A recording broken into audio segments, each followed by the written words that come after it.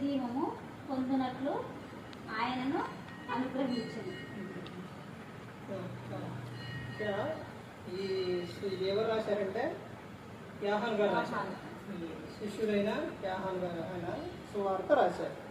ఇందులోనే ఆయన చెబుతున్న విషయం ఏంటంటే దేవుడు లోకమును ఎంతో ప్రేమించాడు.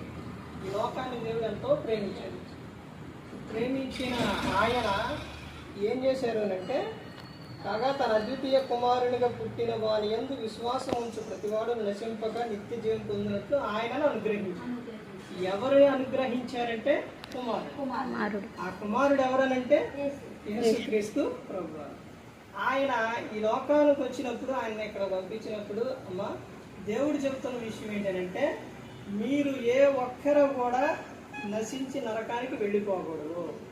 మీరు ఏడ చేరాలంటే పరలోకం చేరాలి, నాతో పాటు ఉండాలి. నాతో పాటు ఉండాలి అని అంటే నా కుమారుని యందు మీరేం ఉంచాలంటే విశ్వాసం ఉంచాలి. ఆయన స్వస్థపరుస్తారు, ఆయన నడిపిస్తారు, ఆయన కాపాడుతారు అని ఆయన పట్ల విశ్వాసం కలిగి ఉన్నప్పుడు దేవుడు మన ప్రతి అవసరం తీరుస్తారు. తర్వాత ఎక్కడ చేరుతుందని చెప్తున్నారంటే నిత్య జీవం చేరుతారు. నిత్యం కూడా ఇక జీవించి ఉండటమే, అక్కడ ఇక మరణం అనేది ఉండదు. ఇప్పుడు మరణాలు ఎన్ని రకాలంటే 2 రకాలు. ఇక్కడ ఒక మనిషికి అందరికీ ఇక్కడ వచ్చేది ఒకటే, తర్వాత లోకం విడిచిన తర్వాత ఇంకోటి ఉన్నది రెండవ. అక్కడ అజ్ఞానకు పురుగు సావదు. అందులోకి వెళ్ళిపోకుండా నిత్యం పరలోకంలో ఆనందంగా సంతోషంగా ఉండాలనే దేవుడు కోరుకొని యేసుక్రీస్తు ప్రభువారిని ఈ లోకంలోనికి పంపించి ఆయన దేవునికి ప్రార్థన చేసి మనం ప్రతి అవసరం కూడా చెప్పుకున్నప్పుడు ఫిలిప్పీయులు 4:19 కాగా దేవుడు తన ఐశ్వర్యం చొప్పున క్రీస్తు యేసునందు మహిమలో ప్రతి అవసరం కూడా తీరుస్తారు. ప్రతి అవసరం కూడా తీరుస్తారు. ఎవరి ద్వారానంటే కుమారుని. ఎవరి ద్వారా పరలోకం చేరుతామంటే ఇక్కడే చెబుతారు యేసుక్రీస్తు ప్రభువారి ద్వారానే చేరుతాం. నేనే మార్గం, నేనే సత్యం, నేనే జీవం, నా ద్వారానే తండ్రి వద్దకు వస్తారు అని చెబుతున్నారు. మన అందరం ఈ లోకంలో ఎలా ఉండాలని దేవుడు కోరుకున్నారు? ఎలా ఉండాలని కోరుకున్నారు? ఫిలిప్పీయులు 4:4 ఎల్లప్పుడూ ఆనందించుడి, అలా చెప్పుదును ఆనందించుడు. ఎలా ఉండాలి? ఆనందంగా ఉండాలి. మీకులాగా ఆనందంగా నవ్వుకుంటా సంతోషంగా ఉంటే మనిషికి ఆనందం సంతోషం ఏదనంటే దేవుడు ఇచ్చేది. అలా ఆనందంగా సంతోషంగా ఉన్నప్పుడు మనిషిలో ఏ అనారోగ్యం ఉండదు, బాధ ఉండదు.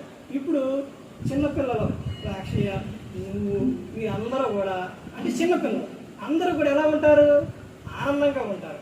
ఇప్పుడు ఒకరి మీద అసూయ పెట్టుకుని ఒకరి మీద ఏదో నమ్మం లేకపోతే ఏదో బాధ అది ఏమీ ఉండదు. ఇవి హ్యాపీగా సంతోషంగా నవ్వుకుంటూ ఉంటారు. ఎటువంటి అనారోగ్యం ఉండదు. దేవుడు కోరుకుంది ఏంటంటే మీరు ఎల్లప్పుడూ ఆనందంగా సంతోషంగా ఉంటారు.